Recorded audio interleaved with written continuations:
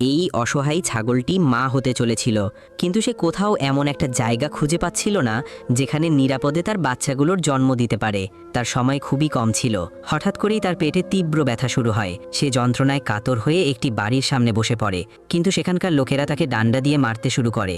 অসহায় ছাগলটি ব্যথা আর কষ্টে কাঁদছিল।